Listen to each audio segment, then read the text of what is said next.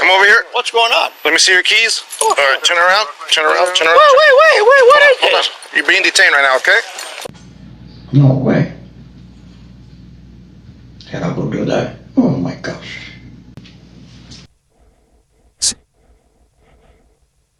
It's rare to see an old man exercising in an interrogation room. What's even rarer is watching him ignore his right to remain silent. San Jose Emergency, what are you reporting? Yeah, I'm reporting regarding my coworker. She didn't show up for work for last 2 days. And then my work called me because I live close to her to go check her house. And I came here and I'm knocking at the door. She didn't answer the door.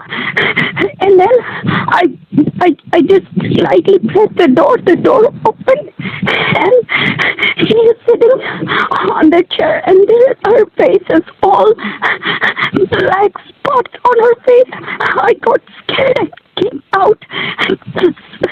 I don't know if if she is alive or we need emergency medical help, please. Okay, what is the address where you are right now, ma'am? Thank you so much. Let me make sure that I get the correct location, okay? Is that a house or an apartment? No, it's the house.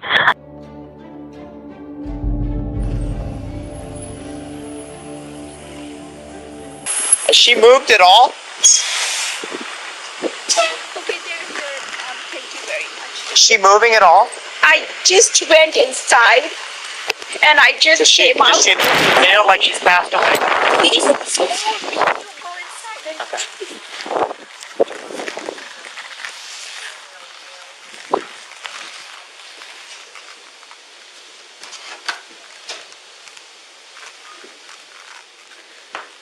Hello, San Jose Police? Hello? San Jose Police? She's probably gonna be 1055. They'll husband. Aaron. This is Anthony Ayo. He's just arrived at the home of his 67-year-old stepdaughter, Karen Navarra, where she was found dead and usually unconcerned, despite just learning that his stepdaughter was dead. We're going to leave everything the way it is right now, okay? Good idea. Yeah. What the hell? We don't know. That's what we're trying to figure out, so, yeah.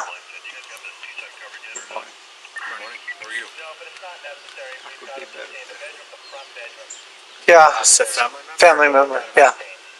I live right here on 34th and November. Okay. In case you have any questions or whatever. Okay, yeah. Did someone already talk to you and get your information? Whatever her name was. From the coroner? Yeah. From the coroner talked to you? Talked to you already? Okay. Yeah, she just left. Okay. I told her maybe I'll come and check the mail. Okay, yeah, we're gonna leave everything the way it is for now, and then maybe you can come back maybe later on tonight or something, because the detectives might need it, just to make sure. Absolutely. Okay. I understand. Yeah. I've been around. Yeah. But Yeah. see the mail, then we're not going to come away for any reason anyway. So Yeah. Okay, and then you guys haven't come inside the house at all, right? no. No? Okay. All right, just No. okay. Do you have her? Huh? When's the last time you saw her? Friday, I brought her pizza and cookies. What time was that? I think it was around 3 o'clock, like I told that lady over there. Yeah, Okay. I was here for it. Anthony told investigators the last time he'd seen Karen was a few days earlier when he brought her pizza. At the time, this detail seemed insignificant, but it would soon become crucial. However, when officers spoke with Karen's friend Amber, the first person to arrive at the scene, it became clear that Karen would never have taken her own life. She was my coworker for the past 27 years. I'm sorry. And then she was supposed to work yesterday. She didn't. She always calls. She didn't show up. And then today my coworker called me and see, oh, Amber, do you know where she lives? Can you go check on her? I said, yeah. I said, I will go now. Okay. No, that's okay. Those two are enough. So you guys work together, and she didn't show up to work yesterday. Yes. What was yesterday? Tuesday, right? No, yesterday Wednesday. was Wednesday, yeah. So I was supposed to work 9 and she was supposed to work whatever shift, I don't know. So when was the last time she went to work? Tuesday? No. I guess she was off for about, off. But Karen hadn't shown up for work in several days, and coworkers assumed she was off duty. But when it was time for her to return and she missed 2 more days, something completely out of character, Amber decided to check on her at the apartment. It's now. Okay. So I can go home and check the schedule if you want. Okay, so she didn't come to work yesterday, and did you try to call her? My coworkers, I mean, Okay, of course. but just you? No. Okay, that's fine. So you came over here today just to kind of check up on her, Yes, yeah? I first tried to call her from my home Today? today. Yes. Okay. So just maybe. What time did you try call? So when you came here, so you tried calling at about 5, you got here about 9, about 5, you got here about 5:15? About. Pretty close, yeah. Yeah, and then did you see anything unusual about the front door, about the house, anything? No, I did not see unusual. Actually, I was so worried that instead of coming here, I went to that house. And I parked there. And then I said, hey, wait a minute, that's not the house. This is the house. So I came here and I asked the neighbor before I entered the house if he could help me, but he seemed like in a rush. So he said, sorry, ma'am, I cannot. And then we drove. Okay. Yeah. Was the front door open? No, not at that time. Was it locked? It wasn't locked. It was unlocked. It was unlocked, okay. But Nothing it wasn't open. unlocked, So but closed. but closed, yes. Okay. And so I got worried because I was banging on the door and I was saying, Karen. And then I out, yes, the door was unlocked, so I went in. She had the victim's info, name, and date. Yeah, I'll get that. I'll run it out right now. I'll take care of herself. What's her full name? Her full name is Navarro. Last name is Navarro. Navaro. Okay, and what's the first? Karen. With it Karen? Yes. What's the date of birth? I don't know. After securing the crime scene, investigators noticed several things that didn't add up. Karen had multiple wounds on her head and face, deep cuts that appeared to have been inflicted by a heavy weapon. The kitchen knife found in her hand. The blood splatter patterns also contradicted a suicide. Blood was spread throughout the area in a way that suggested violence in a struggle, not a calm, self-inflicted act. There were no signs of staging. Dresser drawers had been pulled out and scattered across the floor, creating the appearance of a robbery. Soon after, the medical examiner confirmed what detectives already suspected. Karen Navarra could not have inflicted these injuries on herself. That raised a troubling question. Who would want to kill Karen? She was a quiet woman who largely kept to herself. Still, investigators noticed a few details that stood out. On the kitchen counter sat a plate with 4 slices of pizza wrapped in aluminum foil, and on Karen's left wrist she was wearing a Fitbit Alta HR, a fitness tracker that monitors heart rate, movement, and sleep. Detectives immediately recognized its potential value. If the device had been connected to the internet, it could reveal exactly when Karen died and possibly lead him to her killer. And who did you talk to? Talked to a coroner's office representative. Okay. Was that Miss Wheeler? Her card. Whelan, Andrea. Right now, detectives are in the house of Anthony to speak with him and his wife. After days of piecing together the information and timeline, something seems off and strange. What's happened? I understand that Miss Whelan has talked to you. Unfortunately, we're in the position sometimes to inform people of circumstances that we don't necessarily want to inform them of. There's definitely no script for telling people this, but unfortunately, we think that someone else is probably responsible for her passing. I know that. That's why we're here. I know. Sergeant Montenay and I work in the homicide unit. We are charged with finding out what happened, getting to the truth, and figuring out who did what. Yeah. We're going to ask you a lot of questions. Please do. Okay. Karen had worked as a pharmacy technician at the Regional Medical Center of San Jose for an incredible 45 years. Her coworkers described her as dedicated and reliable. She kept to herself mostly, lived alone, and wasn't in any romantic relationship. Yet, the only person Karen regularly saw was her stepfather. She's never mentioned a problem with a neighbor. Okay. Yeah. Has she ever been a victim of a crime? Like No. somebody breaking into her home? No, not as far as I know. Mail theft. Never talked about her mail being stolen or. We did. You guys were victims of that? Yeah. All I know is that we didn't talk a lot, but if I needed anything, she was here in 2 seconds, and vice versa. You know. So, Tony, getting back to that Saturday,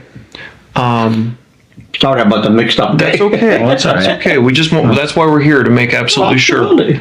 So, on Saturday specifically, when you Anthony later changed his story, saying he saw Karen on Saturday, September 8th, not Friday as he initially claimed, raising immediate red flags. That date was 5 days before her body was found. He said he brought her homemade pizza around 3 p.m. Anthony also claimed that later that day, he saw Karen drive past his house, wave at him, and that someone else was in the car, though he couldn't identify who. While detectives interviewed family members and neighbors, they were also working to retrieve data from Karen's Fitbit. After obtaining a search warrant, they contacted Fitbit's headquarters to access all records from her device. Karen's Fitbit Alta HR did more than track steps. It continuously monitored her heart rate. Because the evidence was connected via Bluetooth to a computer in her home, the data was uploaded to Fitbit servers in real time. That meant the device recorded Karen's final moments,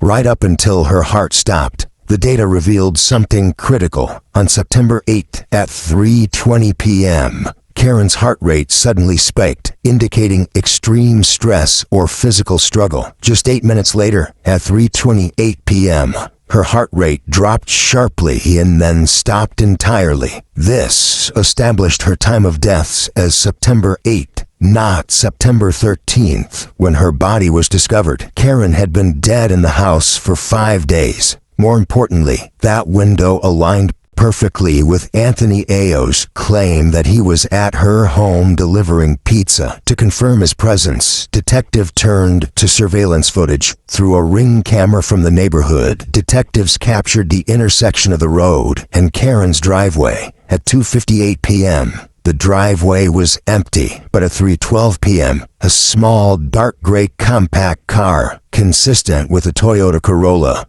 appeared.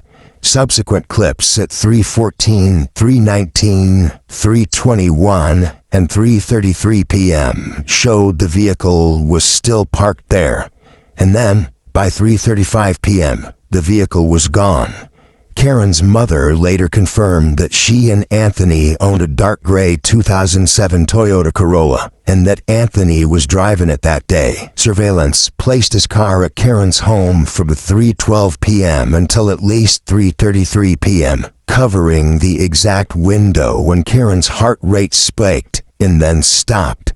Detectives then examined Anthony's claim that Karen later drove past his house with someone else in the car. Surveillance near his residence told a different story. Cameras covering the only entrance and exit showed no sign of Karen's vehicle appearing that day. At this point, detectives knew Anthony was the prime suspect and that he'd been lying all along. An arrest warrant was obtained, and on September 25th, 2018, Anthony was arrested.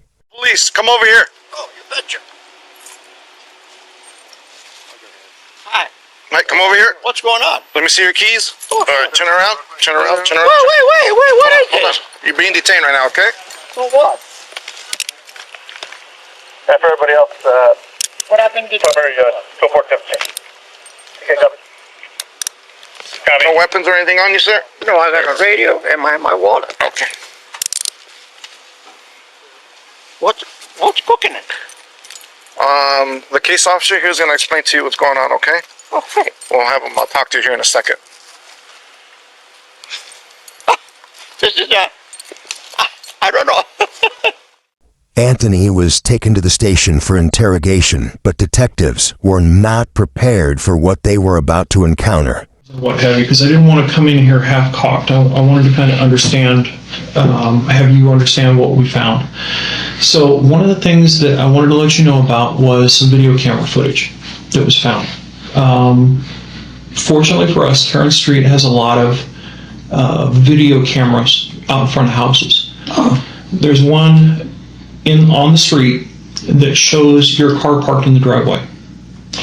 Now, the first time that it shows is right about 3:13 on the 8th. Would that be consistent with the time that you believe that you got there? Saturday the 8th. You know, I don't operate on watches. Okay. Okay. If that's what it shows. It shows a dark gray car parked in the driveway, and it's the same shape, model as your wife's. Because you drove that car over there, right? All the time. So I was looking at it, and it shows 3:13 in the afternoon on Saturday. Then I got there. That you were there, okay? It also shows that car leaving at 3:33. Okay, so you're there for about 20 minutes, same car. That same day that you said that you were over there. So that was at 3:33. Now, I'm no math wizard, but that tells me you were there for about 20 minutes, which is fine. Like I said, I can't remember the truth too. I don't. Okay. But you would agree with me when I say nobody was with you. You left, she walked out to the door with you and closed the door, and you walked and you left. That's consistent with what the video shows. That's all fine.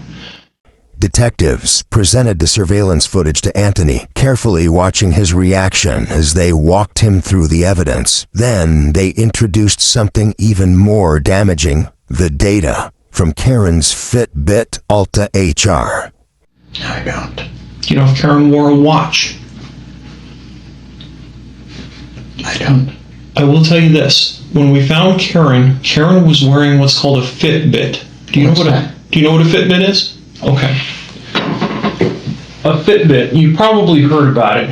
It's like a watch. It has the same functions as a watch. It tells you the date and time. But with technology and the way it's working today, a lot of people want to try to stay fit and stay active, right? Oh, sure. Okay. Well, the Fitbit is designed to monitor your step count. You ever heard about like step counters, a pedometer? Something that counts your steps? As you walk. I heard about it, but... Okay. Well, her Fitbit has a step counter built into it. Oh, nice. And it also has a heart rate monitor built into it. That's very good. Not bad. So they've got pretty good technology built into them. Well, when the coroner did Karen's autopsy, they noticed that she was wearing one. Good. When they pulled it off of her, we could see that the battery was still working.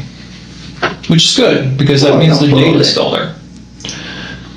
When we got to a point in the investigation where we were trying to figure out what happened to Karen, based on what you had told us, we took that Fitbit and we actually had it analyzed. We had it analyzed for any movement that occurred. I will tell you this, that the movement stopped on the 8th of September, that same day that you went over to visit her. Mm-hmm. Okay? I'll also tell you that the heart rate monitor indicated when she passed. Oh. The heart rate monitor indicated she passed at 328. And I was at 328. You were there at 328. So Tony, this is kind of my concern. You were there at 313. You left at 333, but her heart rate went to 0 at 328 in the afternoon.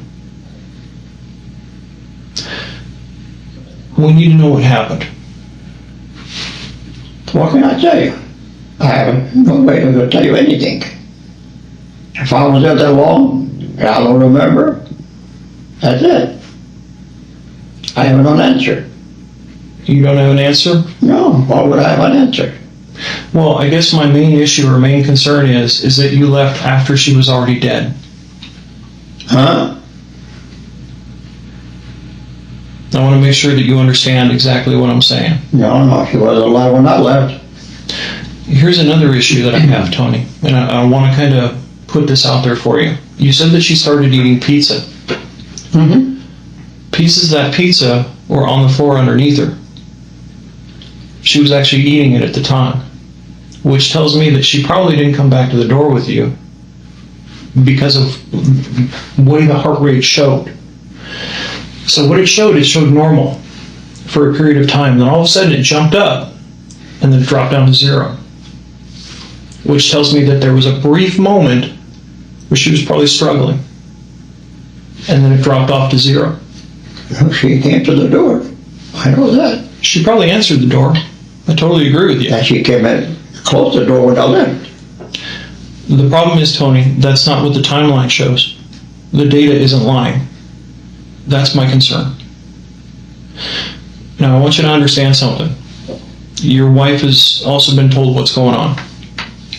She's a wreck. Well, how can I imagine? She's been told why you're here. She's been told that you've been arrested. Oh yeah, I want to be informed of what's cooking. We need to understand why things occurred in the order that they did. Because based on the information that we have, and I'm not blowing smoke up your butt, you know, you've been around the block long enough to know.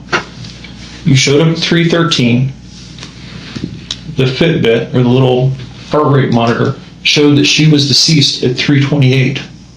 You left at 3:33. That's chronologically. It makes me guilty. I'm not here to determine guilt or innocence. I'm here to figure out what happened. I'm the guy that I'm guilty. Do you see the problem with that?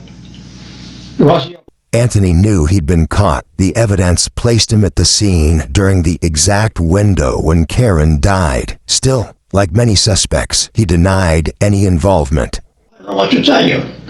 Well, that's what I'm trying to figure out, Tony. That's something I would never do in my lifetime. Never. I won't think I'd do a thing like that. We're trying to figure out what happened to Karen. You left after she was already dead. Why would you leave after she was already dead? No. You've already told us before that you were the only person there. Yeah, you told that I know in that room. Oh, in that room, yes. You betcha. So what happened to Karen? I have no idea. Tony, I have an answer. I want you to understand something. Maybe there's always reasons for things that occur. I get it. Okay? I loved her to death. You might have loved her to death, but whatever you did led to her death.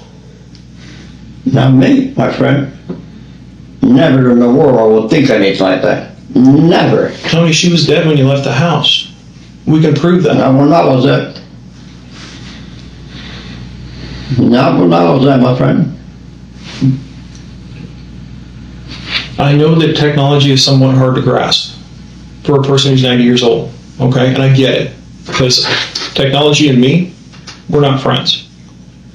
But I do understand the data that's given to me by people that are smarter than me. All right? I have to rely on people that understand all this magical stuff that goes on. I watched the video. I saw your car at 3:13. I saw your car not there at 3:33. And we've made sure that those times are absolutely dead on accurate because I had my concerns. I wanted to make absolutely sure I was doing the right thing, that I was going and talking to the right people, specifically you. Because once we found out that she had passed by 3:28, I knew we had a problem. And that's why you're here with me. I'm not going to blow smoke. I don't want you to. I want you to have a clear understanding of what we know. It's something I would never do. Never. I don't care If somebody could have been into another room or whatever, I have no idea. But Tony, you I have told an us answer. I don't have any answer. you told us you walked out, walked to your car, and just drove home. Yeah, I did. She was dead for 5 minutes before you even left the house. At a minimum, actually a minimum of 5 minutes, because at 3:35, your car is not there. So a maximum of 7 minutes, minimum of 5. That's what it boils down to. So you were there for a period of time. I want you to understand that. It's not up for debate. It's not something that I can make up. Oh, of course not. So I'm trying to understand why the things happened. I didn't do it. I have a couple of different theories here. Okay. As to why. Never. Okay, well, hear me out here.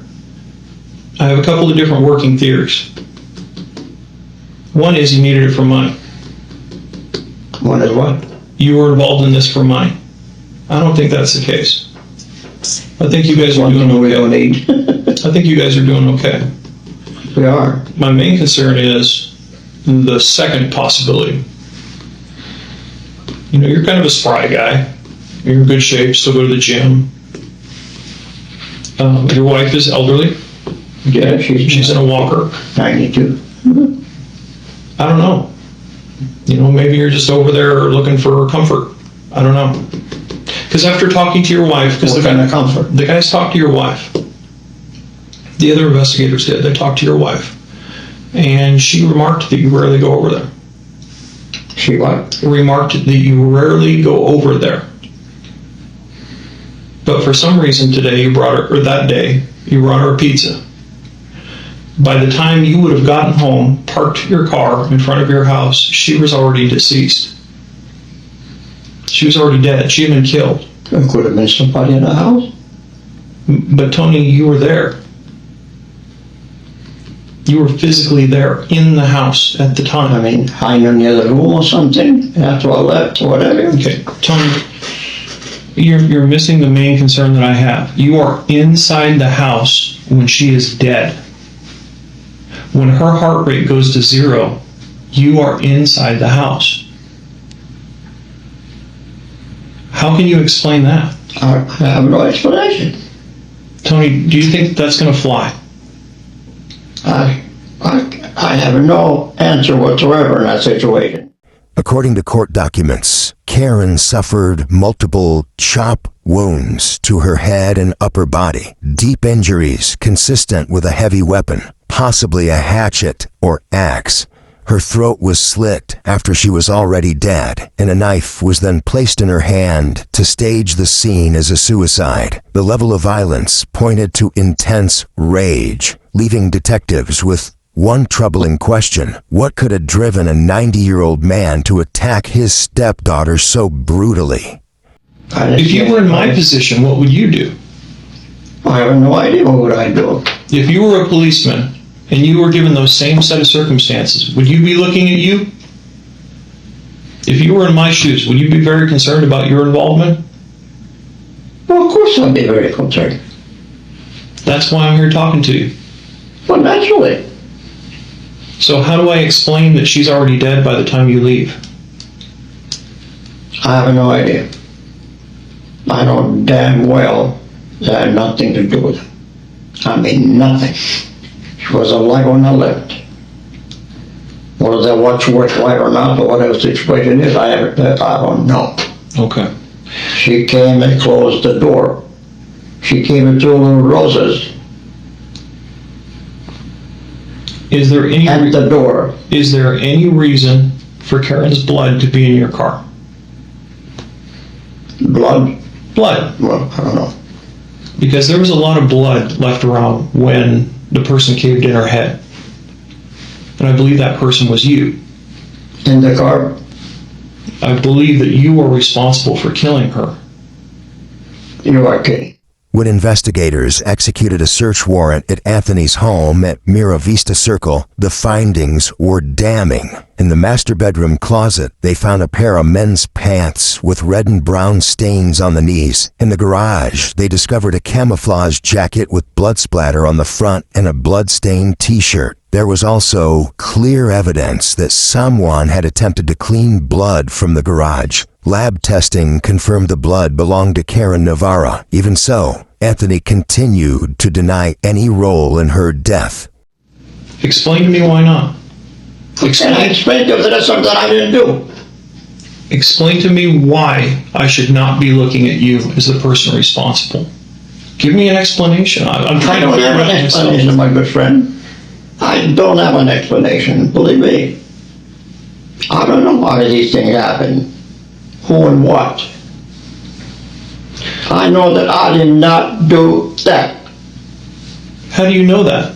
How do I know that? Because she came and closed the door to me. She walked with me. But the pizza never made it to the front door. The pizza's supposed to make it to the front door? The pizza wasn't found by the front door. Well, I don't know where the pizza was found. Where was the pizza found? I left it in the corner.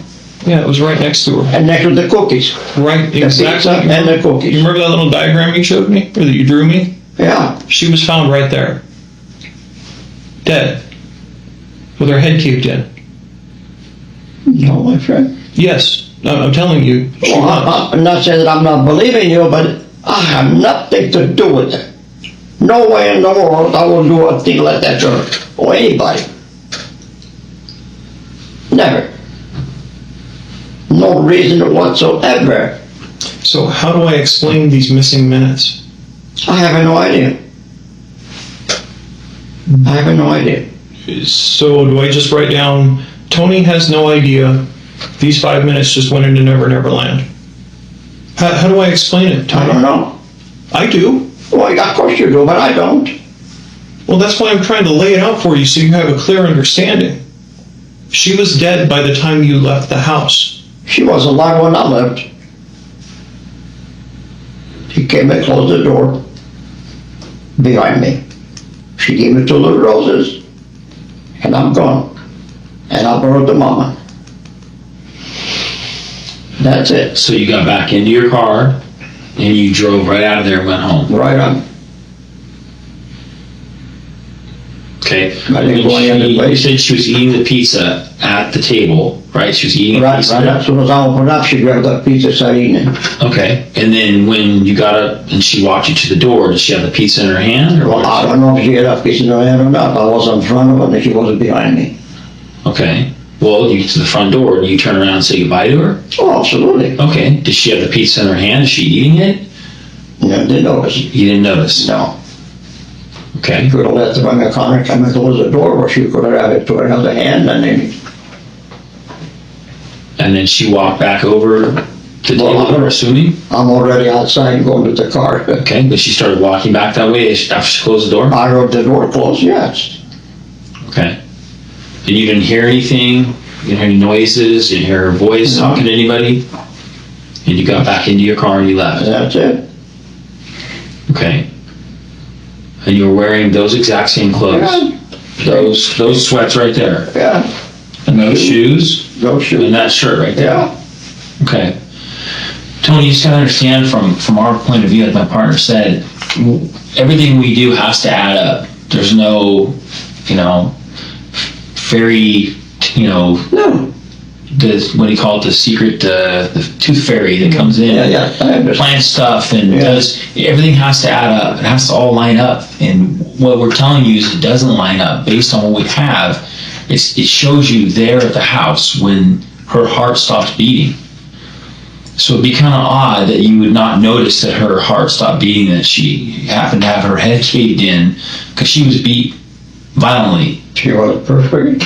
And, when I left. okay, well, it just doesn't add up to us. And like I said, unless the tooth fairy came in I don't after, know what to tell you. we were hoping you could tell us something. I can make her dead, but she's alive when I'm there. And when I left. Exactly. That's all I could do. That's all I know. That's all that happened. I have no other answer. Okay. Hamper there. Huh? You have a clothes hamper at the house. Hamper? Clothes hamper where you put dirty clothes? Oh, yeah. Yeah. They found a shirt real similar to the one that you're wearing now, except it doesn't have as many stripes in it. It's got blood all over the front of it. It's this one here. No. Yeah, that's your shirt in your house. Here's the other problem. In that same hamper, there's another white t-shirt. Looks like the same t-shirt that you're wearing there, Yeah. that you're wearing right now. V-shape. See those blood spots on the front? They've already tested it. They already tested That's a it. blood spot there. Yeah, they already tested it, and they said it came back as blood. How did that get there? Tony, that's your shirt. It's the same t-shirt that I can see peeking out over the top of your... I have no idea. That's for blood? My blood or what? That is blood.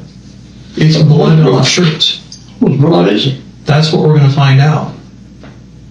So here's why I'm asking you a very important question. A lot of times I get cut and chopped and all that. Yeah, Tony, I get that, because I get the same point. But here's the problem, Tony. These are little teeny tiny spots all over the shirt. This shirt apparently has the same spots on the front. Now, given what we know, and given the splatter that we saw, I don't think you've seen these yet, because this just came in hot off the press. Those spot patterns are probably the same spot patterns that we see at the scene. Now, here's what's going to happen, and I want to make sure that you understand this. These blood spots on these shirt, they tested presumptive positive, by the way. They're going to be compared at the Santa Clara County Crime Lab. There was blood taken from your stepdaughter. Mm-hmm. They're going to compare the blood on that t-shirt with your stepdaughter's. And here's what's going to happen, and I want you to understand this, because these people are really freaking smart, okay? They have more degrees than I have fingers and toes. They're probably going to come back and say, this blood looks like Karen's. I would venture a guess, based on what I know. But here's your story, and I want you to understand this. I don't know what happened. She walked me to the door. But yet there's a t-shirt in your clothes hamper, your dirty clothes basket, that's got her blood on it. How are you going to explain that? Don't shake your head. You got to tell me. I can't tell you. I don't know how to tell you. I don't know what to tell you. I don't got blood in my t-shirt. Tell me the truth. Tell me what happened, because that's going to come back. That's fine as Andy. Tony, do you understand what I'm trying to tell you? I do. I do. I mean, that's major. I understand what you're saying. But that belongs on my t-shirt. Yeah. That I had on. And it's also on your shirt. And the shirt. Your outer shirt. The same style that you're wearing there. And it's in your dirty clothes hamper. I did not do it. Well, who did?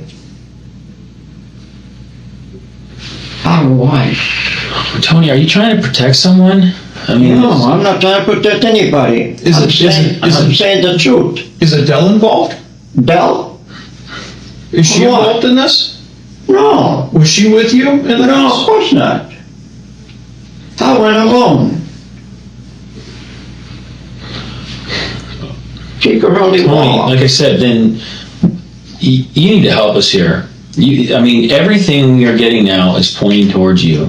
I could see that. I know, and you're not stupid. You're actually pretty smart, and you get it. How you can't even explain this. You can't explain it. You're going to bring no closure to this at all. Did you guys have a fight and you just got mad at her and that was it? Never. Never. I can remember never a fight. How do you explain never all this stuff? misunderstanding either. How do you explain this? I have no idea. With Anthony still refusing to tell the truth, detectives ended the interview and left him alone in the room. What happened next was even more shocking. Well, I know you already know. Alright. I will reach out. Be back in a couple minutes, please.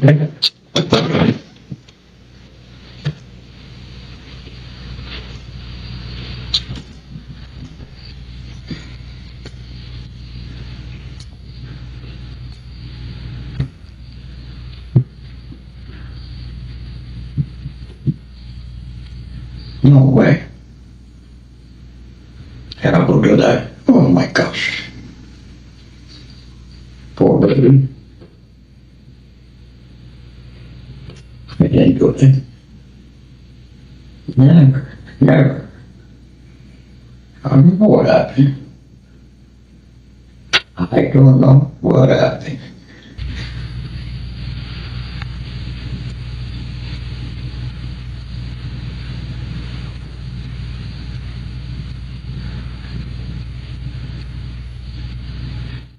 Anthony Ayo was charged with first-degree murder in the death of Karen Navarra and pleaded not guilty. While in custody, however, his health began to deteriorate. In August 2019, a criminal grand jury formally indicted him and his trial was set to proceed, but his condition continued to worsen. On August 22, 2019, Anthony was transferred from the Santa Clara County main jail to a hospital due to complications from pre-existing health issues. On September 10, 2019 at 6:12 p.m., Anthony Ayo was pronounced dead at Santa Clara Valley Medical Center. He was 91 years old.